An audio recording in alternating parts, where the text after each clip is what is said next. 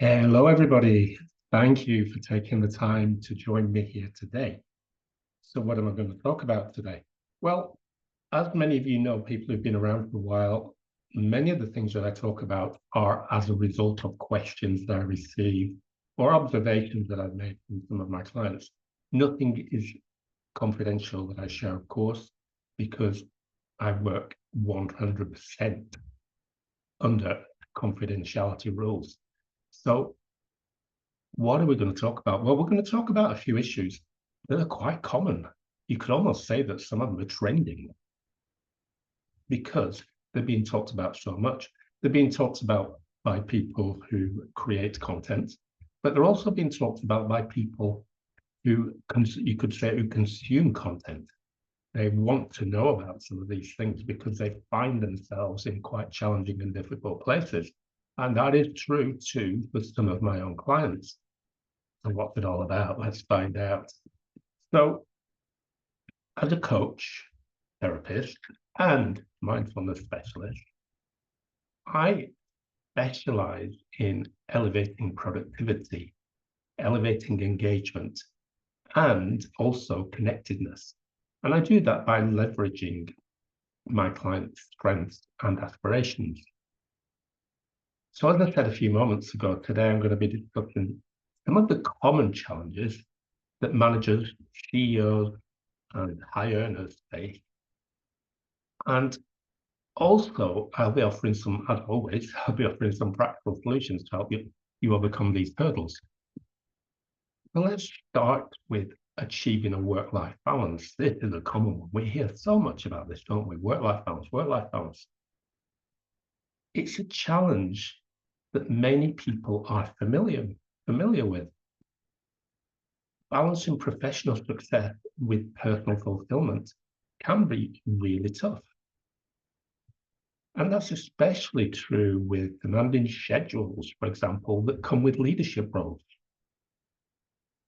There are several effective solutions, but I'm just going to share one for now. But if you need to know more, just let me know.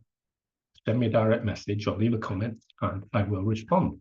So one effective solution is time blocking. So we need to do this effectively, we need to dedicate specific time blocks for work-related tasks and personal activities. It helps organize the day better and also helps reduce stress.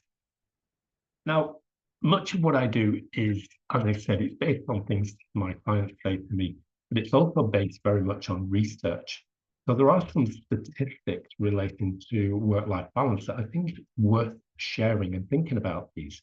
Because if you're a manager or a leader in a position where you can do something, you may well help improve productivity in your workplace. So let's have a think. One of the things that increases where there's a poor work-life balance, I mentioned it a moment ago, is stress. So there's a report out there by the American Institute of Stress, and it states that job stress is estimated to cost US businesses over $300 billion per year. And that's due to absenteeism, presenteeism, turnover, diminished productivity, and other issues. There are several things that contribute to this. So what about employee productivity? According to the Organization for Economic Cooperation and Development, you may know this as OECD, countries that have policies supporting work-life balance tend to have higher productivity levels. So a good example of this is in Denmark, where they have a strong emphasis on work-life balance, and Denmark consistently ranks high in productivity. And of course, work-life balance has an impact on mental health. There was a study published in the Journal of Business and Psychology, and that study found that employees with a good work-life balance are 21%, more productive than those who struggle to balance work and life. So what about work-life balance preferences among employees in particular? According to a survey by a company called Flex Jobs, kind of gives away what they do in the title, 86% of workers said they would be more willing to take a job if they were offered flexible work arrangements. And that kind of gives the game away a little bit because it indicates that work-life balance is a significant factor in employment decisions. So what about remote work? We hear a lot about remote work, don't we? Remote work and work-life balance. There was a Gallup poll, and that indicated that 54% of workers reported increased levels of work-life balance satisfaction when they had the flexibility to work remotely. Now, I know for some people, remote working brings other challenges, but yet these are quite small compared to the effects of work-life balance. So what about globally? So let's just go back to the OECD. Their Better Life Index shows that countries like the Netherlands, Norway, and Sweden rank highest in work-life balance. I left out Denmark, highlighting the importance of policies that encourage flexible working hours and parental leave. And then technology has an impact on work-life balance too. There's a famous organization called the Pew Research Center. If you don't know about the Pew Research Center, look them up. They present some fascinating studies. And they found that 45% of working adults say technology has made it harder to disconnect from work during off hours. That's incredible, isn't it? So what about employee retention? A lot of money is lost when there is a constant changeover of employees. So the Harvard Business Review found that companies with strong work-life balance programs had a 25% lower employee turnover rate. And what about employee satisfaction? The Society for Human Resource Management said that 89% of HR professionals believe that offering work-life balance programs leads to higher employee satisfaction. So if you're interested in learning more about personalized strategies for achieving work-life balance, please reach out, leave a direct message or leave a comment. You will get a response. So what about managing stress and avoiding burnout? Well, I can tell you that some years ago, I did burn out. And it's not funny, believe me, it really is not funny. Anybody out there who's hearing this knows exactly what I'm talking about. It's very, very challenging. It turns up all kinds of challenges and emotions that you perhaps wouldn't have thought possible. So let's talk about stress and burnout for a minute. High pressure demands can leave you feeling overwhelmed. That kind of fairly straightforward, right? So integrating mindfulness practices such as meditation for some people, it doesn't work for everybody, but meditation for some, or deep breathing exercises, not difficult to learn and very effective.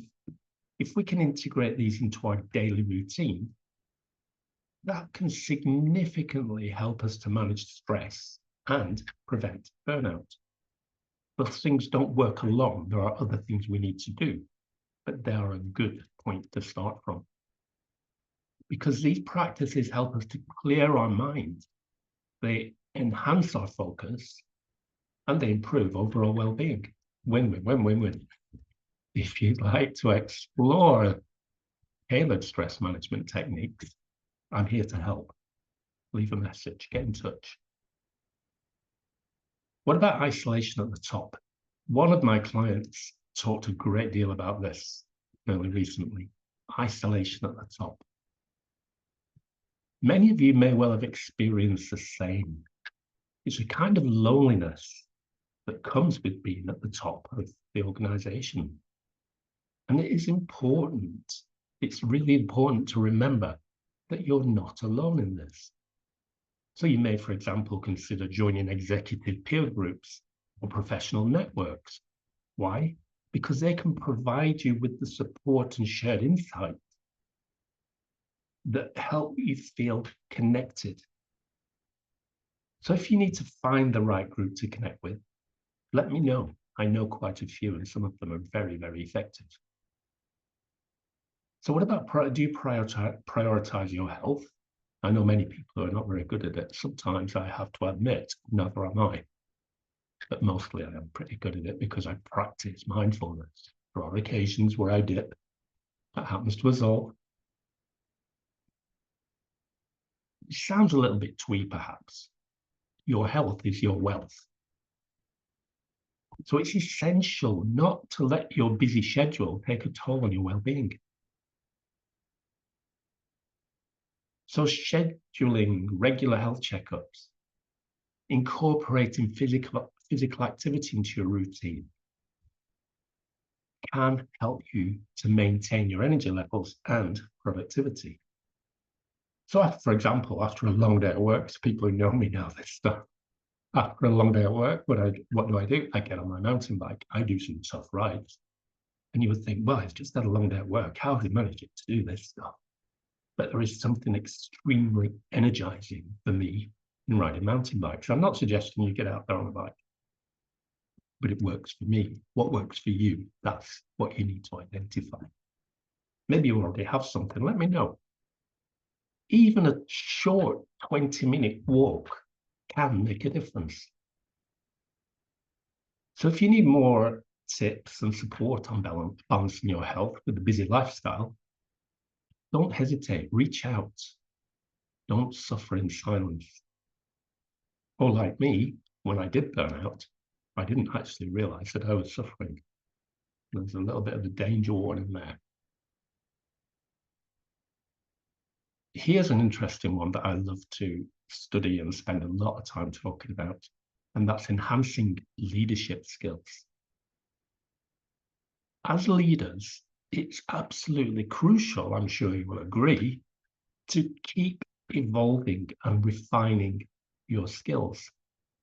So investing in leadership coaching or training programs can help you become more effective in managing teams and inspiring others.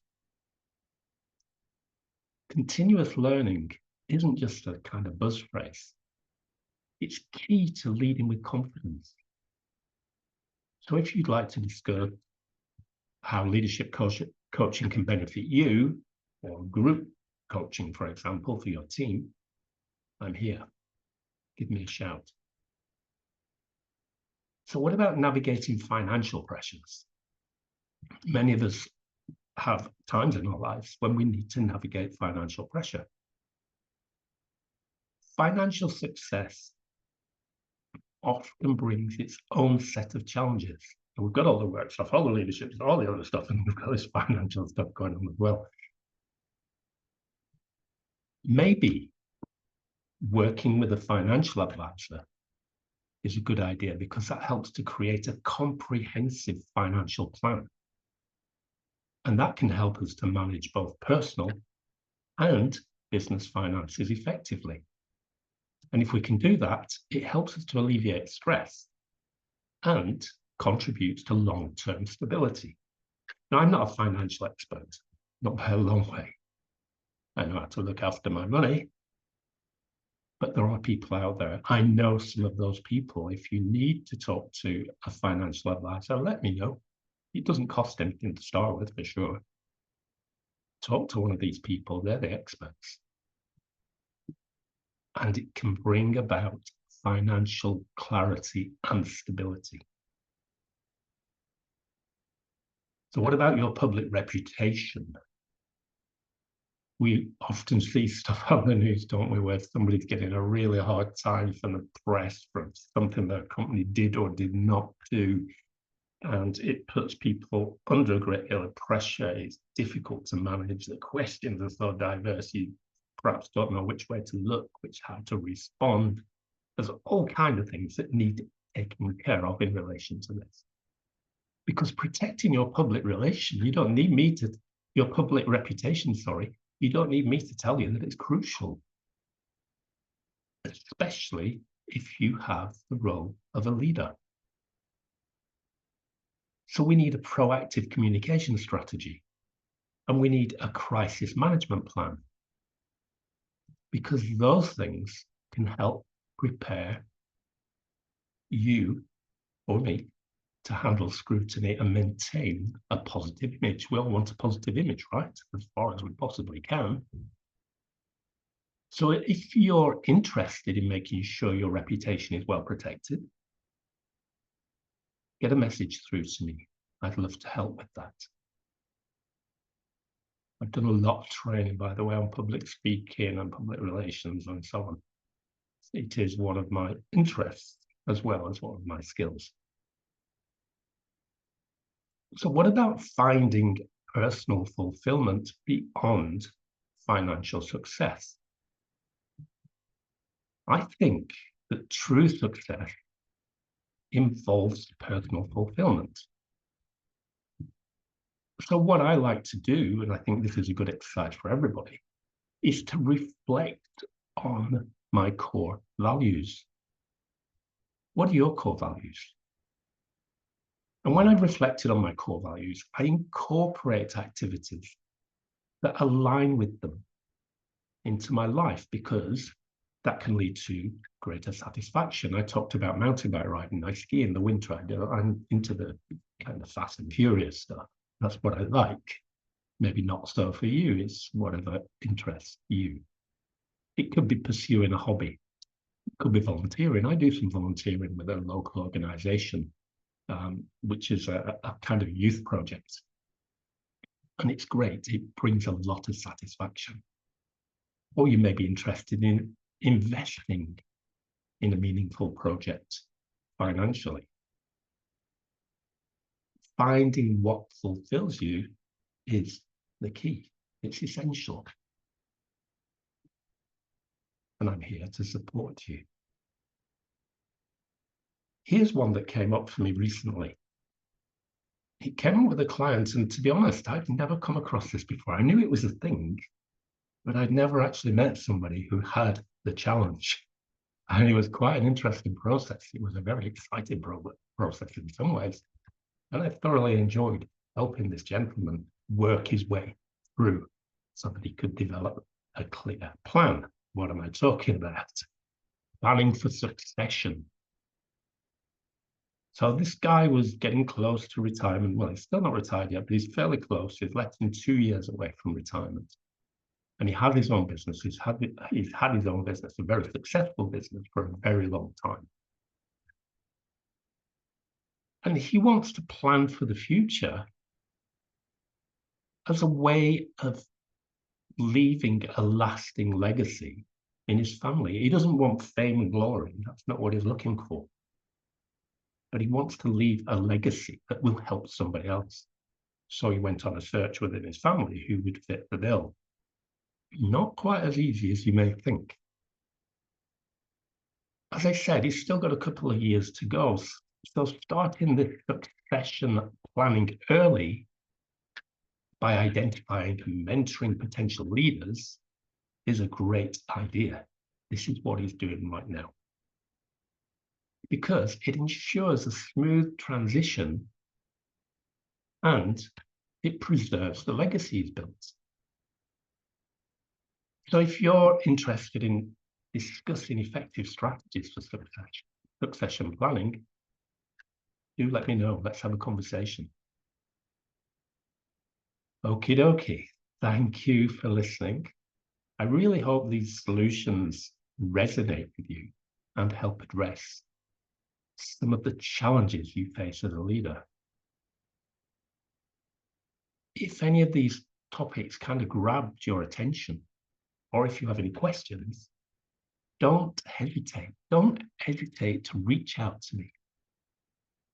I love to connect, and I'd love to connect and explore with you how we can work together to achieve your personal and your professional goals. Thanks for being here. I'll speak to you again really soon.